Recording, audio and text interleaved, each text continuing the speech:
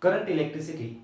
We know that it is a special branch of physics which deals with the study of electric charges in motion. Depending upon the availability of free electrons, already we discussed, materials are classified into three types: conductors, insulators and semiconductors. So first of all, conductors, we know that they contain large number of free electrons with which they can conduct electricity easily, such as aluminium, gold, silver, copper, etc. Means simply we can say that all metals are said to be good conductor of electricity. Now second classification is insulators. What do you mean by insulators? Insulators are those substances which contain very less number of free electron or almost no free electron. As free electrons are not there, they cannot conduct electricity. Or simply they are said to be bad conductor of electricity. For example, wood, plastic, rubber, mica, amber, etc. etc. As they do not conduct electricity, we are not going to consider their discussion in this topic. Next one more category arises, that is semiconductors. What do you mean by semiconductors? Semiconductors are those material which shows the properties of insulator at room temperature but shows the properties of conductor at higher temperature. How detailed study we are going to consider in a separate topic. Name of topic is semiconductor. Their examples are such as germanium, silicon, carbon, etc. So as the part of discussion remains only conductor, now let us consider how exactly any metallic conductor conduct electricity. We know that if we consider any metallic wire, suppose it may be of any material, say copper, A and B, these are the two terminals. When an ammeter is connected between two terminals of the metallic wire, we know that pointer always shows zero deflection. Why zero deflection? We know that as it is a metallic wire, it contains large number of free electrons. They are moving randomly in all possible directions. Means charge is there, it is in motion, but till there is no current.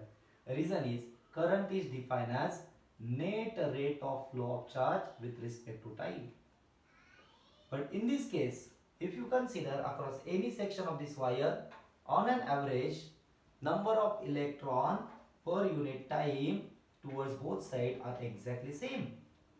As across this section, net rate of flow of charge is 0, we are getting electric current equal to 0, and hence ammeter do not show any reading. So how to produce electric current? For electric current to be produced, there must be net rate of flow of charge. This is very important. Q net upon time. So in order to get this net rate of flow of charge, it is necessary to apply certain potential difference across this wire. Now how potential difference is applied? Already we studied. It needs a battery or cell. You just imagine a cell is connected positive and negative, so that certain voltage V get applied across it. Now when voltage is applied, we know that positive is connected to A, negative is connected to B. It is at higher potential, it is at lower potential. So that certain electric field is developed at each and every point inside this conductor. And due to which we know that intensity always exert a force on any charge. As electrons are there, intensity is there, every electron is acted upon by a force exactly in the opposite direction to intensity. And due to which across any section now there exists net rate of flow of charge with respect to time. This is not equal to 0 and hence current is not equal to 0. It means that yes, current will exist in this circuit. If you connect here ammeter, then definitely its pointer will show certain deflection.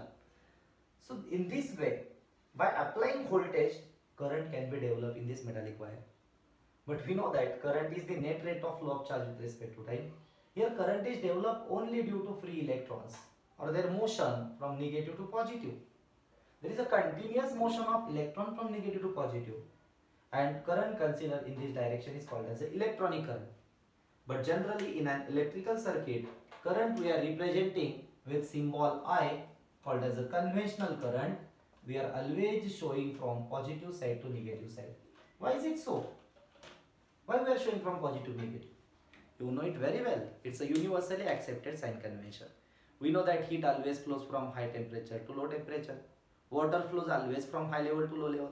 So why not? Electricity, positive terminal it is higher level and negative is lower level.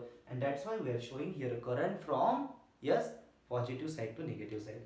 Now here, when V is applied, then current is developed. It means that there must exist certain relation between these two quantities. Many scientists try to get exact relation between them, but first scientist who succeed to get exact relation between these two quantities is scientist George Simon Ohm. And hence this relation is given in terms of a law called as a Ohm's law. Already we studied this statement formula along with Ohm's law. So in brief we will consider this Ohm's law. So what is statement for Ohm's law? We know that so long as the physical state of conductor remains same. You tell me, what do you mean by physical state? Yes, absolutely correct. You know it very well. Keyword malt. M stands for material, A stands for area, L for length, T for temperature.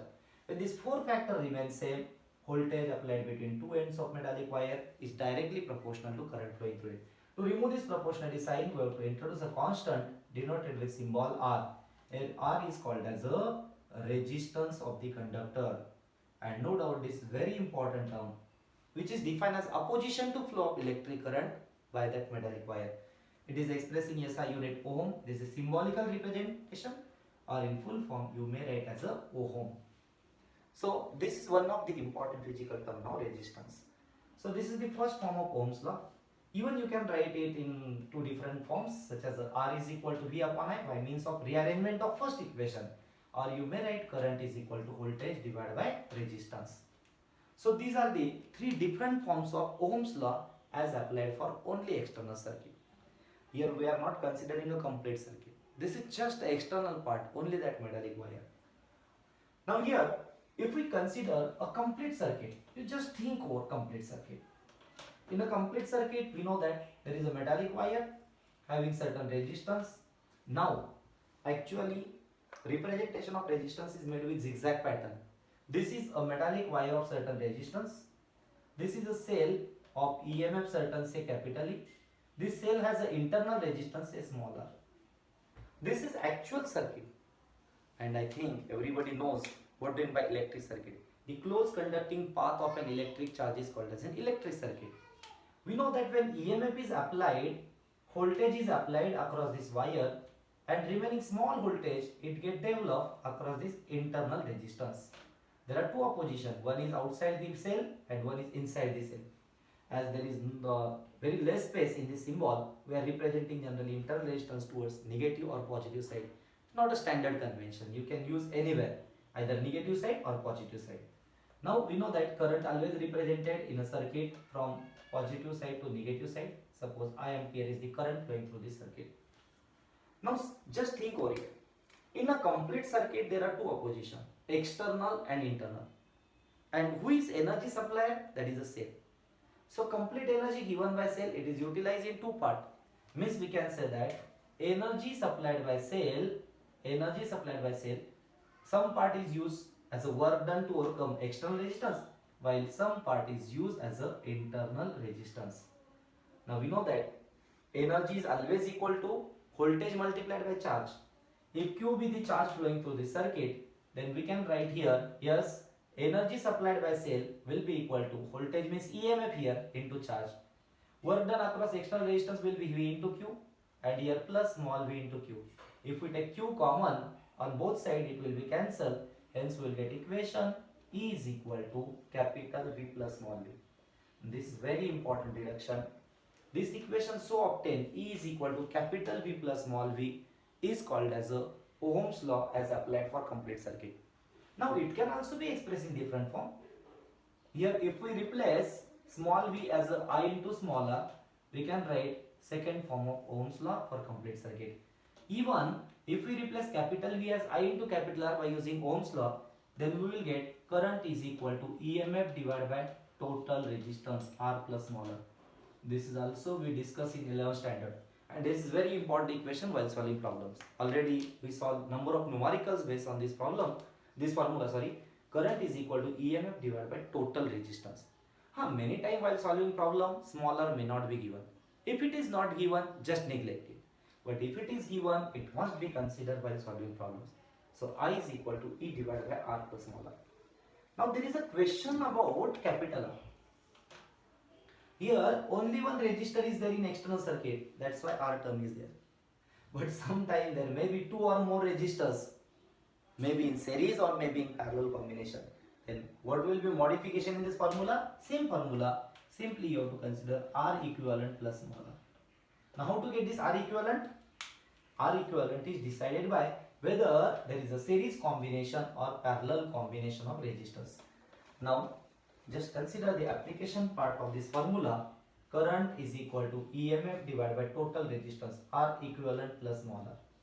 Suppose if we consider two resistors connected one after the another across this cell. Across this cell, if two resistors are connected, R1, R2, this is small r, this is EMF. Then to get current in this circuit, what to do? Apply same formula. But as these two are connected in series, we know that Rs is equal to R1 plus R2. And hence, after calculating Rs, use this value in this equation as R equivalent. And then follow this formula to get current flowing through this circuit. Now the next part, instead of series, if two resistors are given in parallel combination. Suppose these are the two resistors which are connected in parallel combination. And I think you know very well, parallel combination is connection of resistor between two common points. This is R1, this is R2. Then what to do? Formula remains same, R equivalent. But R equivalent can be calculated using different formula. 1 upon R equivalent is equal to 1 upon R1 plus 1 upon R2. This is just two resistors are given. If n number of resistors are there, we know that it is a generalized equation plus dash dash dash up to 1 upon Rn. If only two resistors are there, after simplifying, we will get a simplified formula. R equivalent, or also called as a RP, means equivalent resistance of parallel combination, is equal to R1 R2 divided by R1 plus R2. It's a very simple formula. Now even we know that if there are n number of resistors having the same value, say R, and n resistors are there, then Rp is given by common value divided by number of resistors. This is very important formula, specifically from your competitive exam point of view. So this series combination, parallel combination, these equations and Ohm's law, all these concepts are very important to solve many electrical or electronic circuits. Now whatever circuits we discuss in previous standard, they were simple circuit, not complicated circuit. Now there may be possibility of complicated circuit. Okay, even in 11th standard we consider some of the formulae such as, yes, which formula we consider? Resistance of a metallic conductor, R is equal to rho L upon A. Here SI unit is ohm. Even we consider resistivity, rho is equal to rearranging RA divided by L. So SI unit using formula resistance ohm, area meter square, length meter, 1 meter cancel, so we'll get unit as a ohm meter.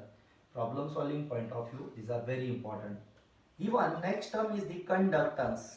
What do you mean by conductance? Conductance is denoted with symbol K or G, and no doubt it is defined as reciprocal of resistance. As it is a reciprocal of resistance, its unit is also written in a reverse fashion. As resistance unit is ohm, OHM, unit of conductance is written in a reverse fashion, mho, MHO, mho.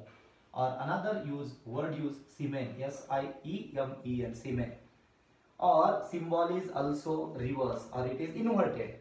As ohm means capital omega is symbol for SI unit of resistance. For conductance, it is mho, MHO, or inverted omega. So these are the different terms.